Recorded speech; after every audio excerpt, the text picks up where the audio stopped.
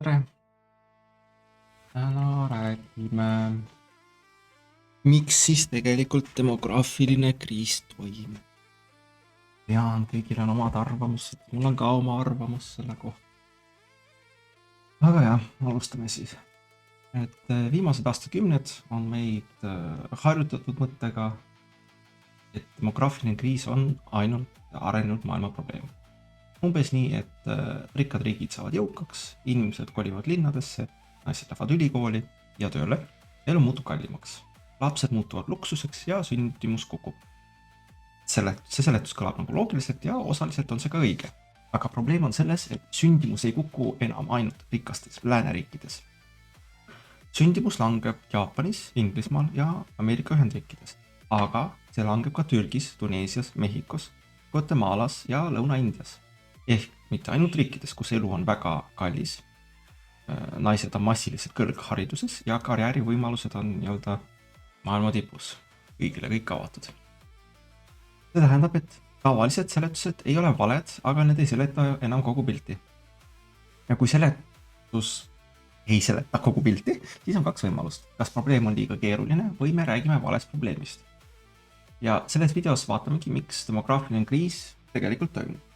Mitte loosungi tasemel, et elu on kallis ja noored on laisad ja naised ei taha lapsi. Need on mugavad seletused, sest need mahuvad hästi nagu ajalehe pealkirjadesse põhimõtteliselt.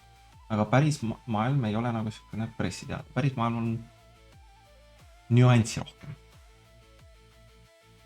Ja päris maailmas on küsimus hoopis laiem. Kas probleem on selles, et paarid saavad vähem lapsi või on probleem selles, et paare tekib vähem? Ja kui paare tekib vähem, siis miks? Mis on siis mis demograafiliselt toimub? Alustame põhipildist. Sündimus on paljudes riikides langenud alla taastetaseme. Lihtsustatult tähendab see seda, et ühiskond ei sünnita enam piisavalt lapsi, et rahvaarv ilma sisserändeta pikemas plaanis stabiilne püsiks. Arenenud riikides räägitakse tavaliselt taastetasemest umbes 2,1 last naise kohta. Vaesemates ja suurema suremusega riikides võib see number olla kõrgem. See taastetaseme number oleneb väga eluoludest, elukvaliteedist. Aga paljud riigid on sellest juba kaugel allpool. Ühendkuningriigis on sündimus umbes 1,44 last naise kohta. Ameerika Ühendriikides umbes 1,64. Türgis ja Tuneesias on sündimus langenud umbes 1,5 juurde. Ja see on eraldi probleem, sest riikides, kus suremus on kõrgem ja sotsiaalsed süsteemid nõrgemad, ei ole sama sündimustase sama tähendusega kui rikastes riikides. Ehk kui varem võis rääkida sellest, et rikas lääs ei taha enam lapsi, siis nüüd paistab järjest rohkem, et nähtus on globaalne. Ja see muudab asja palju huvitavamaks. Palju ebamugavaks. Sest kui sama trend toimub väga erinevates riikides, väga erinevates kultuurides, väga erineva jõukuse ja usulisega ühiskondades, siis ei piisa enam ühest lihtsast seletusest.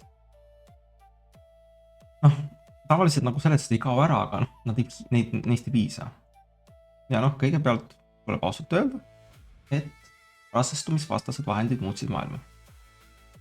Kui esimene rasestumisvastane tablett Ameerikas 1960. aastal heaks kiideti, langes järgmise paari kümnendi jooksul Ameerika naiste keskmine laste arv peaaegu 4-lt umbes 2. See oli tohutu ühiskondlik muutus ja järsk. See mõjutas abielu, haridust, tööelu, perekonda ja kogu kultuuri. Naised said rohkem kontrolli oma elu üle, läksid rohkem ülikooli, töötasid rohkem ja lükkasid laste saamist edasi. Aga siinkohal on üks oluline detail. Tol ajal langes laste arv, aga paarid ja abielud ei kadunud samas tempos. Inimesed olid endiselt koos, lihtsalt lapsi sündis vähem. Tänapäeva probleem paistab olevat teistsugune. Praegu ei ole küsimus ainult selles, et olemasolevad paarid otsustavad saada 2 last 4 asemel. Järjest rohkem on küsimus selles, et inimesed ei jõua üldse püsiva paari suhteni. Nad, kuidas ma ütlen, pärast ütleme ise paarituvad hiljem. Mitte paarituvad, aga nad lähevad kokku. Tekitavad suhte. Abielluvad. Elavad koos. Hiljem. Ja elavad nagu pikemalt üksi või ei loo perekond üldse. Ja see on demograafia mõttes hoopis teistsugune mehhanism. Teine tavaline seletus on naiste haridus ja karjäär. Kas see on osaliselt õige? Kui inimene õpib kauem, alustab ta oma tööeluga hiljem. Tahab enne lapsi saada nii-öelda majanduslikku kindlust ja isiklikku stabiilsust. See on loomulik ja selle tõttu ka lapse saamine nihkub edasi. Aga ka see ei seleta kõike. Sest sündimus langeb ka piirkondades, kus naiste haridustase ei ole meeste omast kõrgem. Näiteks Lähis-Idas ja Põhja-Ameerikas on sündimus langenud tugevalt, kuigi seal ei saa seda seletada lihtsalt lääne stiilis, karjäärifeminismiga. Kolmas seletus on elukallidus. See on väga oluline. Elu on kallis, eluasemed on kallid. Laste kasvatamine on kallis. Haridus on kallis. Paljud noored vaatavad oma pangakontot, üürilepingut ja töölepingut ning mõtlevad, jah, laps oleks tore, aga võib-olla mitte just sel kuul või sel kümnendil. See on arusaadav, aga kas see seletus ei kata kogu maailma? Sündimus langeb ka riikides, kus pere kasvatamise kulud ei ole võrreldavad Londoni, New Yorgi või Souli kinnisvaraturuga. Ja kui vaadata küsitlusi, siis elukallidus on küll inimeste murede nimekirjas, aga sageli ei ole see ainus ega isegi kõige olulisem põhjus. Nii et meil on mitu olulist õiget seletust, raesestumisvastased vahendid, haridus, karjäär, elukallidus, linnastumine, muutunud väärtused. Aga üksi võttes nad ei seleta seda, miks sündimus langeb nii laialdaselt ja nii erinevates ühiskondades. Siit tulebki järgmine küsimus. Mis on see ühine mehhanism, mis jõuab peaaegu igasse ühiskonda? Probleem ei ole ainult sündimuses, probleem on paari tekkimises. Ja siis võib-olla ei peaks me esimesena küsima, miks paarid saavad vähem lapsi. Võib-olla peaksime küsima, miks paare üldse vähem tekib. Sest kui inimestel ei ole püsivat partnerit, siis ei ole väga palju mõtet arutada, miks nad ei saa kolmandat last. Nad ei ole veel esimese probleemini jõudnud. Nad ei ole isegi sama mängu laua taga nii-öelda. Erinevatele uuringutele viidates on nagu välja toodud, et kui Ameerikas oleks abielu ja kooselu määr püsinud viimase 10 jooksul samal tasemel, oleks sündimus täna kõrgem.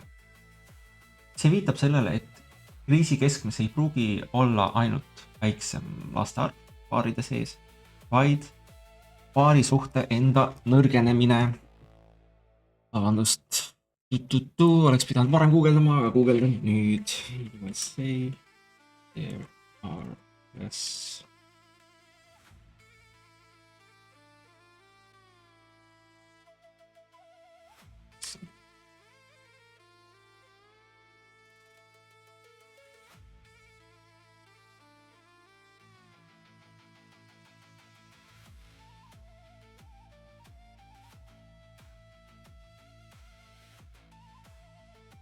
Viitsi rohkem otsida. Piisab küll.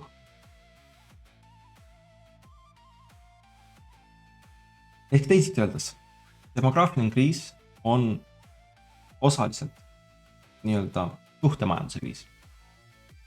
Inimesed ei leia partnerit või leiavad, aga ei saa usaldada. Või usaldavad, aga ei saa pühendada. Või pühendavad, aga hilja. Või jäävad lõpututesse nii-öelda poolsuhetesse, kus kõik on keeruline, määratletamata ja vaatame, kuhu see läheb. Ja nagu selliste asjadega tihti juhtub, vaatame, kuhu see läheb tavaliselt kuhugi väga udusesse kohta. Kui otsida nagu ühist muutust, mis puudutab Ameerikat, Euroopat, Ida-Aasiat, Ladina-Ameerikat ja järjest rohkem ka arengumaid, siis üks kandidaat on ilmselge. Nutitelefonid ja sotsiaalmeedia. Need muutsid seda, kuidas inimesed suhtlevad, kuidas nad ennast võrdlevad, kuidas nad kohtuvad, kuidas nad üksteist hindavad ja kuidas nad oma üksildust harjavad. Varem tähendas üksinda elamine päriselt üksinda olemist. See tekitas ebamugavust. Noh, inimene on sotsiaalne olend. Kui ta oli pikalt üksi, siis ta pidi midagi tegema, välja minema, kohtuma inimestega, looma suhteid, kuulma mingisugusesse kogukonda. Tänapäeval võib inimene elada üksi, töötada ekraani taga, tellida toitu otse ukse taha, mängida õhtul mänge, arvutimänge põhimõtteliselt, kus on ka teised, mänge, kus on teised inimesed, kellega sa võid nii-öelda sotsialiseeruda. Vaielda Twitteris, rääkida erinevates foorumites, vaadata YouTube'i ja tunda, et ta on kogu aeg inimeste keskel. Tehniliselt ta suhtleb rohkemate inimestega kui mõni muistne aristokraat terve kuu jooksul nagu kohtas. Aga praktiliselt võib ta olla sotsiaalselt nagu väga üksi. Sotsiaalmeedia loob kogukonna tunde ilma päris kogukonna kohustuseta. See annab suhtluse ilma sügavuseta, tähelepanu ilma vastutuseta ja läheduse illusiooni ilma päris läheduse hinnata. Ja see on demograafia mõttes väga oluline. Perekond ei teki abstraktsest suhtlemisest. Perekond tekib päris inimeste vahel, päris maailmas, päris kompromisside kaudu. See nõuab mainet, usaldust, korduvat kokkupuudet, vastastikust kohustust ja mingit sotsiaalset raamistikku. Kui see kõik asendatakse lõputu vooga ekraanil, siis saab inimene küll dopamiini kätte, aga pere ei teki. Siin tuleb mängu nüüd ka näiteks modernne kohtingukultuur. Varem toimus suur osa paari suhete tekkimistest sotsiaalsete võrgustike kaudu. Mitte interneti mõttes, vaid nagu päriselt. Sõbrad, sugulased, kool, töö, küla, mingi kogudus, ülikool või ühine seltskond. See oli nagu piiratud süsteem. Aga just see piirang tekitas ka vastutust. Kui sa käitusid halvasti, siis keegi teadis. Kui sa petsid, valetsid või kadusid, ghosted, ehk siis tulid esimesele kohtumingile pärast kadusid ära. Siis see jõudis ka ringiga tagasi. Kõik inimesed sai teada, kes su seltskonnas olid. Kui suhe läks halvasti, ei saanud sa lihtsalt ühel nupuvajutusega koos kogu see sotsiaalset keskkonda välja vahetada. See keskkond, kus sa olid, see jäi, see oli füüsiline keskkond. Tänapäeva kohtingurakendused ja sotsiaalmeedia tegid sellest hoopis teistsuguse süsteemi. Inimesed on näiliselt lõputult. Valikuid oli lõputult, on lõputult. Järgmine profiil on ühe liigutuse kaugusel. Kui iga hakkab, võib kaduda. Kui tekib ebamugav vestlus, võib, nagu ma ütlesin, ghostida. Kui keegi tundub natukene parem, võib olemasoleva suhte kõrvale panna ja liikuda rohelisema muru juurde. Liikuda teise inimese juurde, kes tundub parem. Abielu on see muidugi vabadus. Praktikas toodab see sageli madala usaldusega keskkonda, kus kõik kardavad, et teine inimene hoiab varuvarianti taskus. See muudab suhteid hapramataks. Inimesed investeerivad vähem, sest nad ei usu, et teine pool investeerib päriselt sellesse suhtesse. Nad hoiavad distantsi, sest ei taha haiget saada. Nad tahavad lähedust, aga kardavad kohustust. Nad tahavad turvalisust, aga käituvad nagu turg oleks lõputu oksjon. Ja kui kohtinguturg muutub madala usaldusega süsteemiks, siis ei kannata ainult üks sugupool, kannatad kõik. Mehed tõmbuvad tagasi, naised muutuvad valivumaks ja ettevaatlikumaks, suhted jäävad ebamäärased. Ühendumine nihkub edasi ja lõpuks sünnib vähem lapsi. Mitte sellepärast, et keegi koostas riikliku plaani sündimuse vähendamiseks, vaid sellepärast, et kogu süsteem premeerib ebastabiilsust. Räägime siis selle valikuvõimaluste inflatsioonist, kutsume seda niimoodi. Üks sotsiaalmeedia ja kohtingurakenduste suurimaid mõjusi on ootuste inflatsioon. Inimesed ei võrdle enam end oma küla, kooli, töökoha või sõpruskonna inimestega. Nad võrdlevad end kogu internetiga. Mehed näevad pidevalt väikest hulka väga edukaid, väga nähtavaid, väga kõrge staatusega mehi ja saavad tunde, et see ongi normaalne standard. Saate küll neid siuksed musklis ilusad tüübid kallite autodega, jahtidega sõidavad ringi, lendavad ringi, kogu aeg on mingisugune peib näpus või põlve peal ja nii edasi, nii edasi. Kõik on näiteks käinud, kõik teavad. naised aga näevad ideaalselt kureeritud elusi, kehasi, suhteid, staatust ning saavad samuti tunde, et normaalne elu peaks olema palju säravam kui see, mis päriselt on olemas. Ohtingu rakendused tugevdavad seda veelgi. Tähelepanu ei jaotu seal nagu ühtlaselt. Väike osa inimesi saab ebaproportsionaalselt palju tähelepanu. Väga suur osa inimesi saab vähe või peaaegu üldse mitte. See loob olukorra, kus osa inimesi kogeb lõputut valikut ja osa kogeb nähtamatust. Kus siin oli see?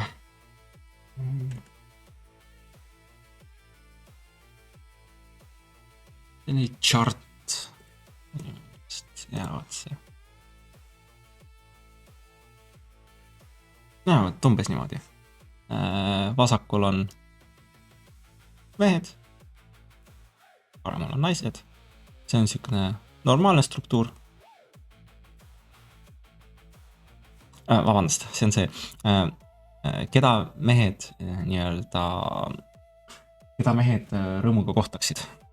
Ehk siis mehed vaatavad enda tasemele ja natuke alla. Ja siin on, keda naised rõõmuga nagu tahaksid, et oleksid partnerid. Kõik tahavad hierarhiliselt tasemel kõige edukamaid. Nad on jaotatud siin hierarhiliselt et siis kõige all on kõige, ma ei tea, vaesemad, koledamad ja vähem võimalusi ja kõige üleval on kõige ilusamad, kõige rikkamad ja kõige rohkemate võimalustega inimesed siin kui seal. Ja sisuliselt sotsiaalmeedia ongi toonud välja selle parempoolse graafiku, kus siis kõige kõrgemal hierarhilisel tasemel olevad mehed saavad kõige rohkem tähelepanu. Jah, nagu ma ütlesin, et see loob olukorra, kus osa inimesi kogub lõputut valikut ja osa kogub nähtamatust. Kogeb. Mõlemal mõju võib olla halb. Kui sul on liiga palju valikut, muutub pühendumine raskemaks. Iga inimene tundub asendatav, iga puudus tundub põhjus edasi liikuda. Iga konflikt tundub märk sellest, et kuskil on parem variant. Ja kui sul pole peaaegu mingit valikut, muutud küüniliseks, kibestunuks või loobud üldse. Ja see on eriti oluline noorte meeste puhul, kelle seas üksildus ja seksuaalne passiivsus on mitmes andmestikus tugevalt kasvanud. Tulemuseks on kummaline pilt. Inimesed tahavad suhet, aga süsteem õpetab neid mitte usaldama. Nad tahavad armastust, aga käituvad nagu ostaksid telefoni, võrdlevad, filtreerivad, ootavad paremat mudelit ja kardavad, teevad vale otsuse. Ainult, et telefoniga on lihtsam. Telefon ei küsi 5 aasta pärast, kuhu meie suhe liigub. See probleemiks on ka see, et see sama graafik, et need naised, kes seal allpool on, nad küll tahavad kõige paremad mehi. Aga siin tekib küsimus, miks need kõige paremad mehed peavad neid valima? Ja neil tekib samamoodi kibestumus. Aga neil on vähemalt võimalus või šanss mingisugust ühekordsete suhete jaoks, ehk siis nad on vähemalt natukene seksuaalsemalt aktiivsemad kui need mehed, kes on vaesed, koledamad või vähemate võimaluste. Nagu ma enne ütlesin, et enne oli kohtingu, inimesed kohtusid nagu füüsilises keskkonnas, külas. Näiteks inimesed, kes olesid külas, nad pidid valima kas oma küla või siis naaberkülade vahel. Sul ei olnud lõputuid valikuid. Ja lõppkokkuvõttes enamus inimesi said endale paari. Olgu, aga lähme edasi. Mis me veel? Näiteks sugudevaheline usalduskriis on väga huvitav asi. Et nagu siia lisandubki veel üks oluline liht, et kasvab usaldamatus meeste ja naiste vahel. Et on niisugune väga huvitav nagu küsitlustulemus, et noored mehed suhtuvad noortesse naistesse üldiselt märksa positiivsemalt kui noored naised noortesse meestesse. Meeste hulgas oli noorte naiste suhtes soodne hoiak väga kõrge. Samas, kui alla 25 aastaste naiste seas oli noorte meeste suhtes soodne hoiak palju madalam. See oli hiljutine, mitte raport, vaid uuring, Q2 midagi tagasi, mis ma tunnen. Kuidas ma kirjutan seda? Women see negative review more than men. Eli hiljutine, what. On your third of young women, hold positive view of men, new polls finds. Eks te võite vaadata, uurida seda ka. See oli väga huvitav sükene hiljutine uuring või küsitlus. Ehk siis, naistel on palju negatiivsem vaade ja arvamus meestest. Ja kui vaadata seda, kuidas öelda eelmist video, mida ma tegin, siis näiteks võib, küsimustik oli briti naiste kohta. Ehk siis, kui me rääkisime eelnevalt grupeeringutes, kus seksuaalselt ära kasutati naisi, tüdrukuid, lapsi, siis võib isegi täitsa aru saada, miks UK-s Ühendkuningriigis see probleem on. Sest kui sul on elad keskkonnas, kus on meesterahvad, kes tegelevad organiseeritud kuritegevusega, mis on suunatud tüdrukute, laste ja naiste vastu, siis võib ilmselgelt tekkida sellest niisugune oluline faktor, mis mõjutab suhteid meeste ja naiste vahel. Aga ühesõnaga seda kõike ei tasu käsitleda nagu lihtsa süüdistusena. Küsimus ei ole selles, et naised on pahad või mehed on ohvrid. Selline lähenemine on liiga primitiivne, ausalt öeldes ka igav. Huvitav küsimus on, kuidas jõuab ühiskond punkti, kus ühe soo suhtumine teise muutub nii ettevaatlikuks või vaenulikuks. Üks veel võimalik seletus on kultuuriline raamimine. Nüüd ma seletan ka ära, mis on kultuuriline raamimine. Või ma kasutan seda sõna, aga ei tea. Kui avalikus ruumis, hariduses, meedias, meelelahutuses ja sotsiaalmeedias korratakse aastaid või aastakümneid, et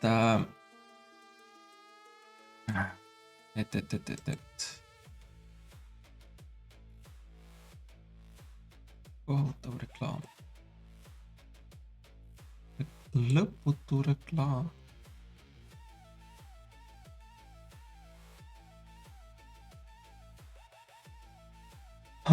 Tere tulemast maailma, kus ei saa reklaami enam kinni panna. Päris karm. Skipida ei saa. See on kõik reklaam, skip ad seda ei saa. Ja siin on keep watching. Täiesti karm. Aga liigume edasi. Ühesõnaga, kui igal pool räägitakse, et üks pool mehed näiteks on peamine probleem kogu meie elus, kogu meie ühiskonnas, siis ei ole nagu üllatav, et teine pool hakkabki seda uskuma.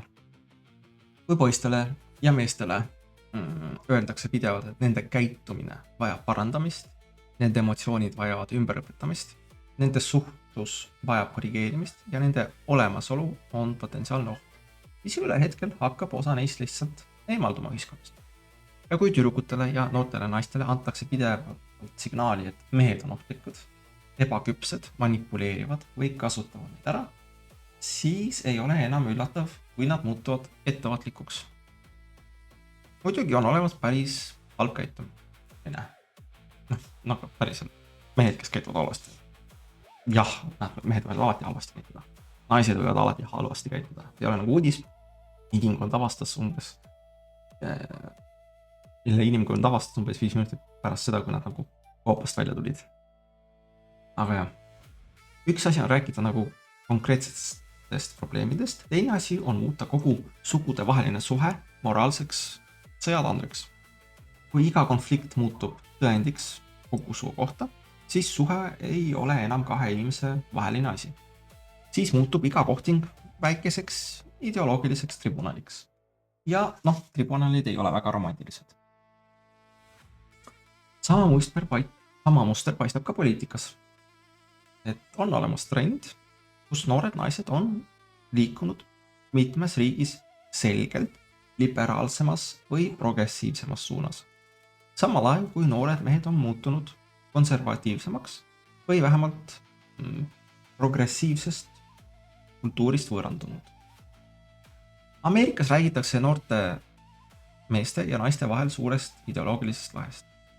Sarnased mustrid on märgatud Saksamaal, Suurbritannias, Poolas, Lõuna-Koreas ja Hiinas. See on oluline, sest perekond ei teki ainult bioloogiast. Perekond vajab mingit minimaalset ühist maailmapilti, usaldust ja tulevikuvaadet. Kui noor mees ja noor naine elavad samas linnas, käivad samas ülikoolis, töötavad samas majanduses, aga tarbivad täiesti erinevat meediat, usuvad täiesti erinevaid seletusi ja näevad teineteist nagu poliitiliste vastastena, siis paarisuhe on raske. Mitte võimatu, aga raske. Ja siin tuleb jälle mängu sotsiaalmeedia. Sotsiaalmeedia ei näita inimestele lihtsalt maailma. Ta sorteerib maailma. Ta võimendab viha, hirmu, solvumist, konflikti ja identiteeti. See tähendab, et noored mehed ja noored naised ei ela ainult erikogemustes. Nad elavad järjest rohkem eri infokeskkondades. Kui üks pool näeb iga päev sisuliselt seda, kuidas mehed on ohtlikud või kasutatud. Või see, et nad kasutavad ära naisi. Ja teine pool näeb iga päev sisu sellest, kuidas naised on manipuleerivad või ebaõiglased. Või siis need gold diggerid, kullakaevajad. Ei ole imelik, et lõpuks vaatavad nad päriselus nagu üksteist nagu diplomaatilised delegatsioonid vaenulikest riikidest. Et toome sihukese näite. Kõigil on oma memorandum valmis ja keegi ei taha esimesena alla kirjutada. Räägime natuke siis sellest meeste vaiksest eemaldumisest, et nagu üks väga kasulik raam, keskkond, modernne kohtingusüsteem ei lagune ainult sellepärast, et inimesed on näiteks vihased. Ta laguneb siis, kui piisavalt palju inimesi lõpetab uskumise, et süsteemis osalemine üldse tasub ära. Ja on ka see, et men are living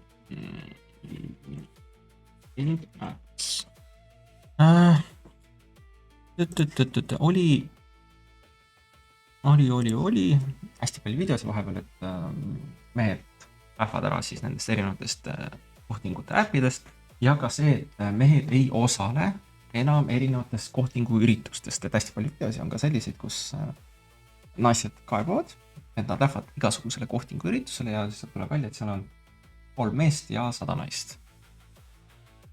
Ja siis need 3 meest on ka sellised, et nad joovad õlled ja suhtlevad oma vahele. Nii et jah. Ühesõnaga, et siis modernne kohtingusüsteem laguneb ka siis, kui piisavalt palju inimesi lõpetab uskumise, et süsteemis osalemine üldse nagu tasub ennast ära. Eriti oluline on see siin nagu meeste vaikne eemaldumine. See ei ole nagu protest, mitte ei ole mäss, mitte mingi suur poliitiline manifest, lihtsalt eemaldumine. Kui osa mehi tajub, et kohtingumaailm on kõrge riski ja madala tasuvusega keskkond, ütleme niimoodi, siis nad ei pruugi seda lõputult avalikult nagu arutada. Milleks vaielda kogu aeg inimestega, et elu on ebaõiglane nende suhtes. Nad lihtsalt suunavad oma energia mujale. Tööle, trenni, hobidesse, mängudesse, internetti, karjääri või siis sõpradesse või lihtsalt üksinda olemisse. Mõne puhul on see tervislik paus. Mõne puhul muutub see püsivaks eemaldumiseks. Ja see on süsteemi jaoks väga destabiliseeriv. Sest heteroseksuaalne kohtinguturg eeldab mõlema poole osalemist. Kui üks pool muutub väga ettevaatlikuks ja teine pool muutub väga passiivseks, siis tekib suhetes järjest rohkem ebamäärasust. Rohkem olukordi, kus keegi ei tea, kas see on suhe või lihtsalt suhtlus. Rohkem poolikuid suhteid, rohkem pühendumuste edasilükkamist. rohkem üksildust, rohkem ärevust, vähem lapsi. Ja jällegi, see ei tähenda, et kõik mehed on ohvrid ja kõik naised on süüdi. See tähendab, et süsteemi stiimulid on katki. Kui pingutus ei too tulemust, inimesed lõpetavad pingutamise. See ei ole meeste eripära, see on inimlik käitumine. Siia lisandub veel abielu institutsiooni muutumine. Traditsiooniliselt oli abielu mitte ainult nagu romantiline suhe, vaid sotsiaalne ja majanduslik leping. Selles olid kohustused, normid, maine ja kogukondlik surve. See ei tähenda, et vanasti oli kõik ilus, ei olnud. Paljud asjad olid väga halvad. Aga nostalgia on tore, kuni sa pead päriselt elama selles ajastus, mille üle sa nostalgitsed.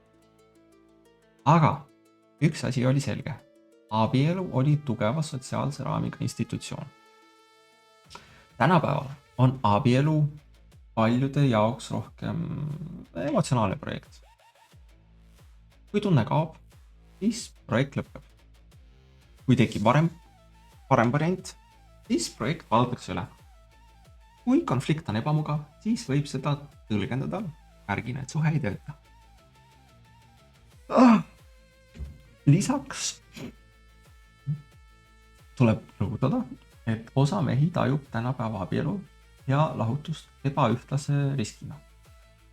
Siin ma ei räägi Eestist, siin ma räägin üldiselt. Ma ei räägi siin nagu tekstist, kogu selles loos Eestist. Eestis on meil väga erinevad seadused. Meil on võimalus abielu vara lahusus, mis tuleb välja paljudes riikides on see natukene teistmoodi. Aga jah, osa mehi tajub tänapäeva abielu ja lahutust ebaühtlase riskina. Eriti kui rääkida lahutusest, vara jagamisest, laste hooldusõigusest ja perekonnaõigusest. Laste hooldusõigus, ma ei oska midagi öelda. Minu meelest see on vist enam-vähem universaalne, et naised lähevad lapsele.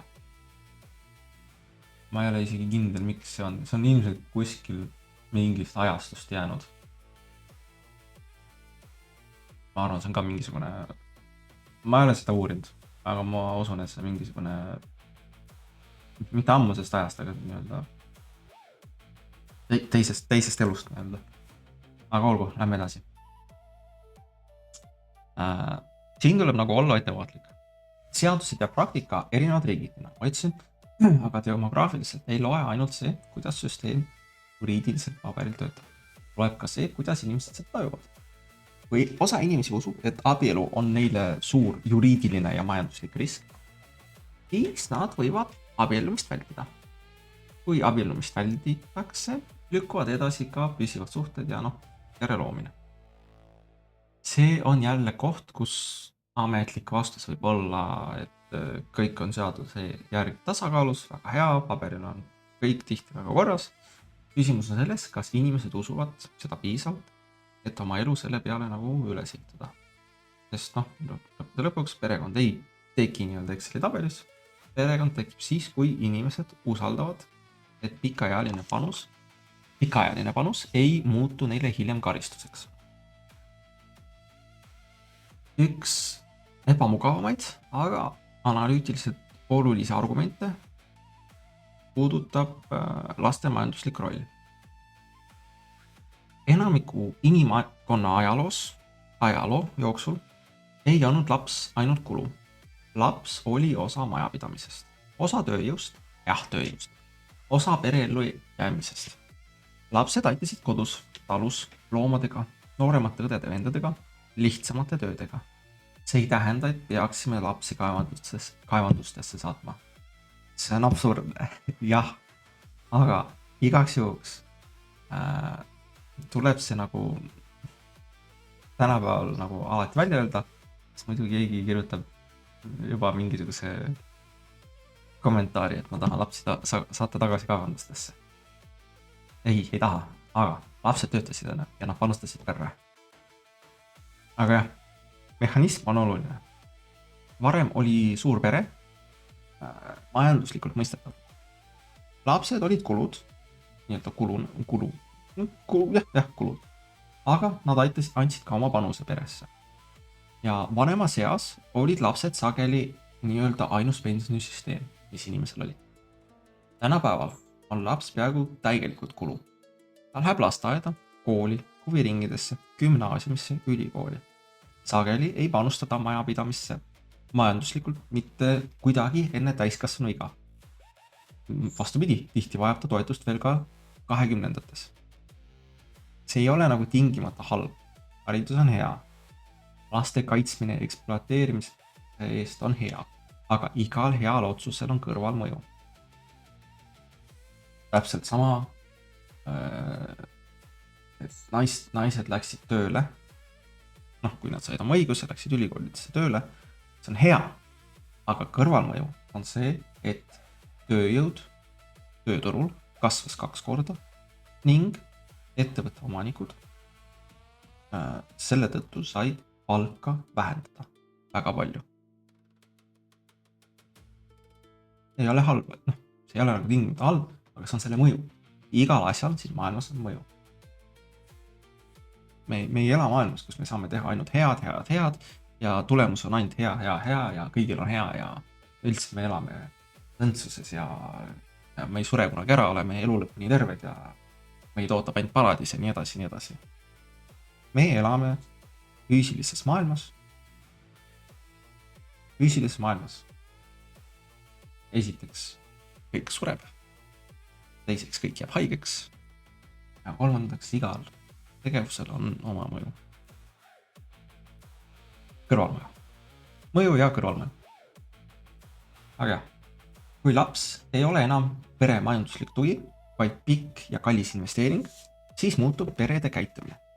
Inimesed saavad vähem lapsi või lükkavad laste saamist edasi. Ja kui samaaegselt lubab riik, et vanaduses hoolitseb pensioni ja sotsiaalsüsteem sinu eest, siis kaob traditsiooniline ellujäämispõhine surve saada palju lapsi. Miks saada 7 last, kui riik ütleb, et pension tuleb nagunii?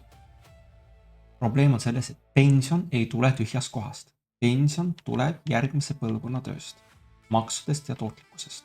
Kui sinul ei ole lapsi, aga pensionisüsteem toimub teiste inimeste laste peal, siis isiku tasandil võib see tunduda nagu ratsionaalne.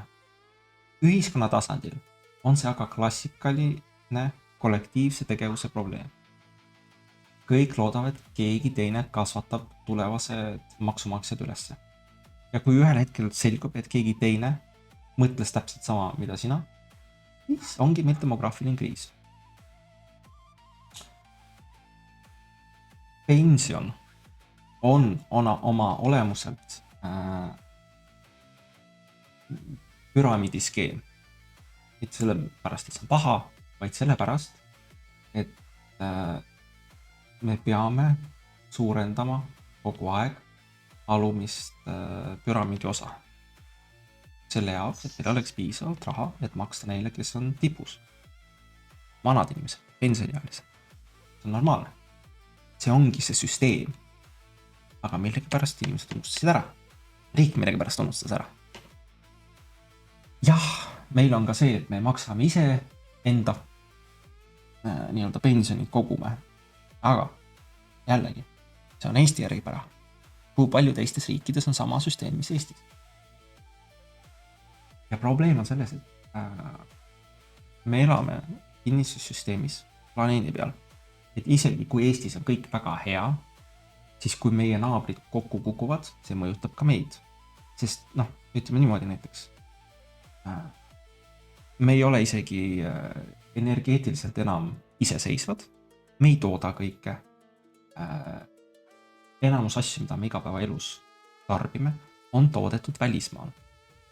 Eestis toodetakse sisuliselt, mis meil toodetakse? Vilja ja piima.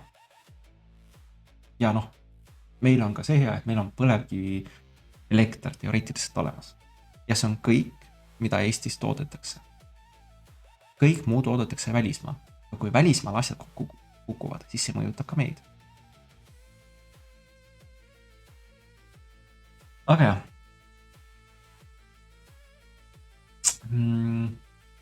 Sõjajärgse Euroopa sotsiaalne mudel ehitati suuresti nagu maailmas, kus töötajaid oli pensionäride kohta palju. Sõjajärgsel ajal võis Euroopas olla umbes mingi 8 töötajat ühe pensionäri kohta. Midagi umbes sellist. Siukene keskmine. Ühesõnaga, sellises maailmas on heldem pensioni ja tervishoiusüsteem nagu lihtsam. Mitte lihtne, aga lihtsam. Aga kui sündimus langeb ja inimesed elavad kauem, muutub suhe töötajate ja pensionäride vahel järjest halvem. Ja siin muutub demograafia väga praktiliseks.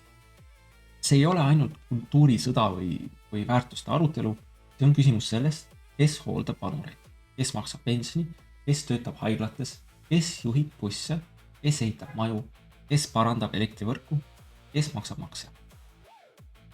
Siin ma kordan ühte video, mis ma enam-vähem enne rääkisin, aga kordamine on tarkusega, varem ka ütlesin. Näiteks Jaapanis on töötajate ja üle 65 aastate suhe juba väga-väga madal. Ja ilma sisserändeta liiguvad paljud rikkad riigid 2050 aastaks veel keerulisemasse olukorda kui Jaapan täna. See on kõik 25 aasta pärast, 24 juba. Ja näiteks Itaalias võib ilma immigratsioonita olla 50 aastaks vähem kui üks tööealine inimene iga üle 65 aastase kohta. Sellise suhtega majandus pole ajaloos sisuliselt nähtud. Ja 50 aasta ei ole nagu mingi ulme kaugtulevik. Ma ütlesin 24 aasta pärast. Enamik inimesi, kes 50 aastal tööealised on juba sündinud. Seda ei saa viimase hetke kampaaniaga nagu ära parandada. Ja siin tekib ebamugav valik. Kas tõsta makse? Kas vähendada pensione? Kas tõsta pensioniga? Kas tuua sisse väga palju tööjõudu? Kas loota tootlikkuse imele? Kas loota tehisintellektile ja robotile? Kõik need variandid on poliitiliselt ebamugavad, mõni on ka majanduslikult ebapiisav. Mõni lõhub ühiskondlikku sidusust. Mõni on tehnoloogiliselt ebakindel. Ehk ametlikult on kõik kontrollivad, mis tavaliselt tähendab, et keegi koostab uut mingisugust selge dokumenti. Aga näiteks, miks pensioniea tõstmine ei lahenda kõike? Tihti öeldakse, et kui inimesed elavad kauem, võiksid nad lihtsalt kauem töötada. Teoorias on see loogiline, praktikas on see ebapraktiline ja ebareaalne. Prantsusmaa näide näitab, et kui raske on pensioniea tõstmine poliitiliselt. Kui üritada pensioniiga järk-järgult tõsta, tulid suured protestid ja streikid. Ja Prantsusmaa ei ole siin nagu erand. Pension on poliitiliselt väga tundlik teema, sest inimesed planeerivad oma elu selle ümber. Lisaks ei lahenda pensioniea tõstmine kogu probleemi, sest vananeb ka vanade inimeste grupp ise. Järjest rohkem on inimesi mitte lihtsalt üle 65, vaid 80 ja 90. Nende hooldusvajadus ei lahenda see, et 66-aastane töötab aasta kauem. Vananev ühiskond vajab rohkem hooldust, rohkem tervishoidu, rohkem teenuseid. Ja erinevalt riietest või elektroonikast ei saa eakate hooldust lihtsalt odavamasse riiki allhankida. Sa võid särgi tellida Bangladeshist, aga sa ei saa oma vanaema hooldusteenust samamoodi importida välismaale. Aga võib-olla saab, kes teab. Äkki tulevikus aga saab vanaemasi vanaisa Aafrikasse saata. Seal kohalikud nende eest hoolitseksid. See on nali. See on halb nali, aga nali. Aga kes see teab, poliitikud on segane selliskond. Nad võivad isegi midagi sellist välja pakkuda. Aga jah. See tähendab, et tööjõupuudus võib muutuda eriti teravaks. Just teenustes ja hoolduses. Ja kui töötajaid on vähem, suureneb nende läbirääkimisjõud. Palgad võivad tõusta, kulud kasvavad ja kogu sotsiaalmudel satub surve alla. See ei pruugi olla töötajatele nagu lühiajaliselt halb, aga ühiskonna jaoks tähendab see kallimat süsteemi ja keerulisemaid valikuid. varasemalt ka nagu räägitud, üks vastus on nagu sisserände, et kui oma riigis sünnib liiga vähe lapsi, too töötajaid mujalt. Lihtne paberil. Aga muidugi ka see lahendus muutub järjest keerulisemaks, sest sündimus langeb nüüd ka riikides, kust seni on tööjõudu tulnud.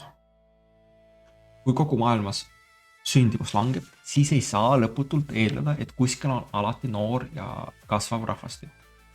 Keda rikkad riigid saavad importida oma pensionisüsteemi päästmiseks. Lisaks ei ole sisseränne ainult majanduslik küsimus. See on ka kultuuri, lõimumise, keele, usalduse, eluaseme, koolide ja poliitilise stabiilsuse küsimus. Majandus võib öelda, et meil on vaja töötajaid. Ühiskond võib küsida, millise hinnaga ja millises mahus. Ja need kaks küsimust ei kao ära lihtsalt selle pärast, et graafikul on kuskil mingisugune punane joon allpool keskmist.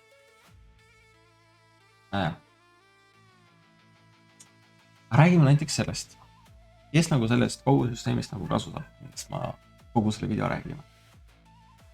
rääkisin.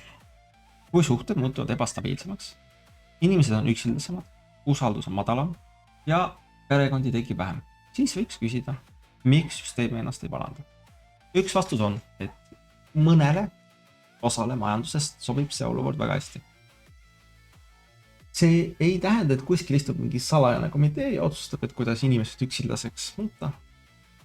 Tavaliselt ei ole vaja vandenõud, stiimulid teevad ise kogu töö ära. Kuidas ma ütlen? Tähelepanu majandus teenib rahul olematuselt. Õnnelik, stabiilne ja perekeskne inimene scrollib nii-öelda vähem.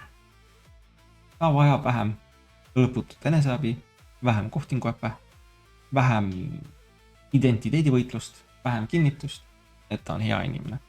Vähem draamat. Rahul olematu inimene otsib, ta loeb, ta vaatab, ta kommenteerib, ta vahetab äppe, ta ostab kursuseid, ta kuulab podcast'e, ta vihastab, ta ka jagab ja ta naastab platvormile. Ja platvormidele on see suurepärane. Kohtinguäpid ei teeni tingimata sellest, et kõik leiavad kiiresti õnnelik abielu ja kustutavad siis oma rakenduse. Nad teenivad sellest, et inimesed otsivad, proovivad, maksavad, pettuvad ja tulevad tagasi. Sama kehtib ka soopõhise konflikti sisu kohta.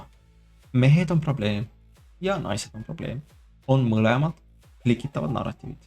Nad annavad lihtsa vaenlase, lihtsa seletuse ja lihtsa emotsiooni. Aga nad ei paranda mitte midagi. Tegelikult nad süvendavad probleemi. Sest iga kord, kui inimene tarbib sisu, mis õpetab teda teist sugupoolt nagu kollektiivselt põlgama või kartma, muutub päris elu, nagu päris suhe natuke raskemaks.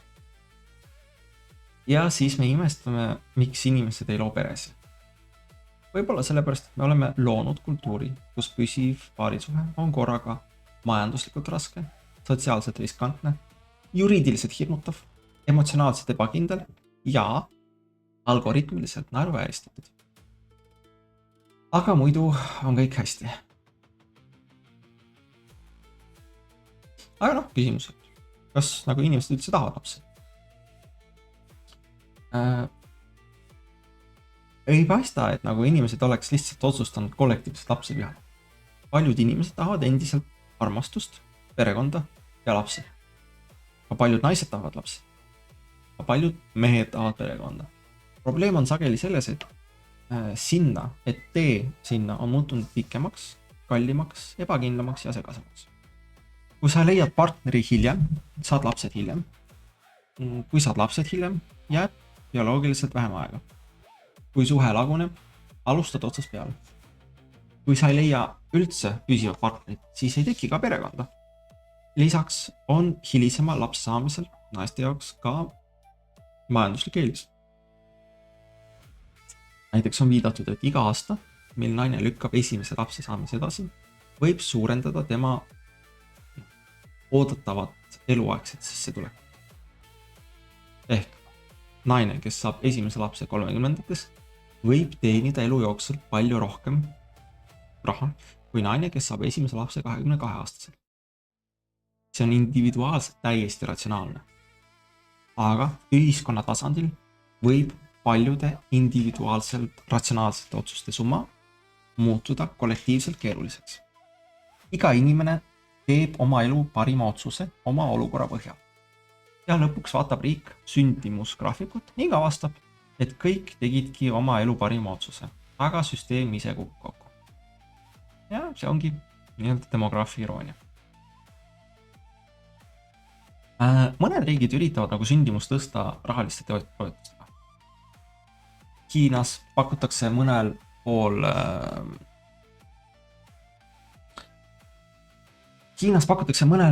noortele abielupaaridele toetusi, kui pruut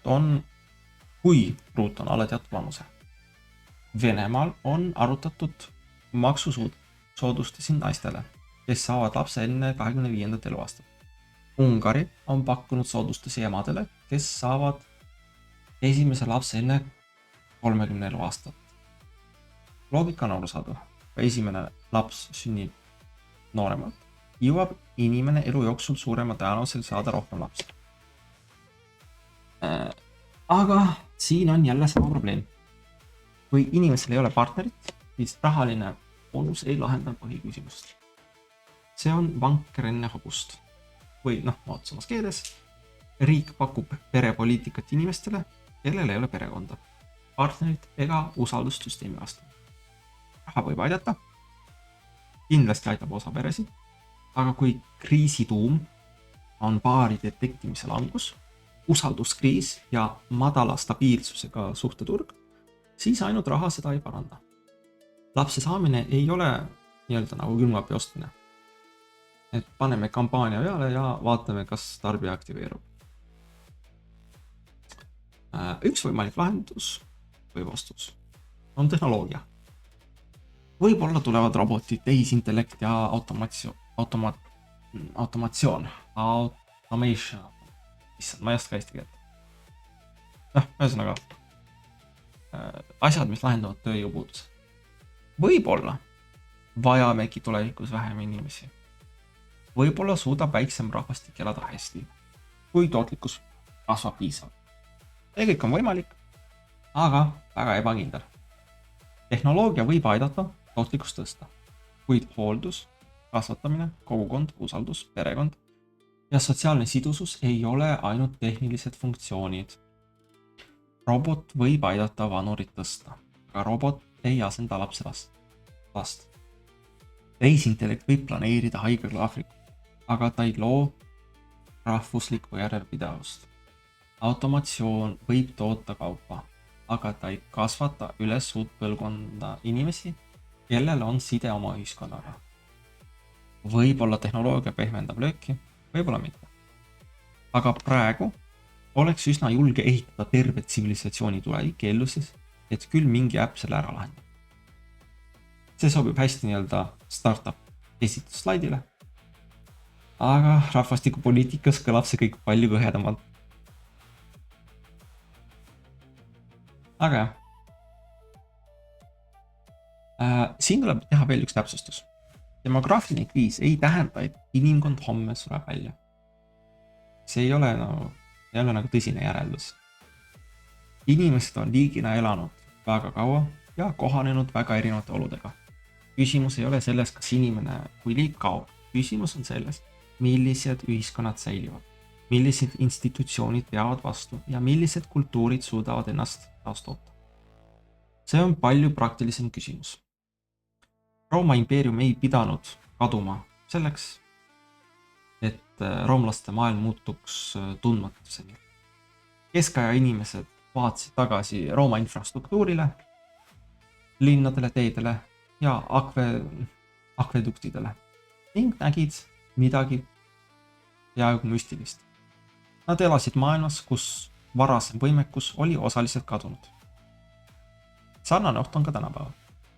Mitte, et kõik lõpeb ühe suure pauguga, pigem võib väga keeruline globaalne süsteem hakata aegselt lihtsustuma.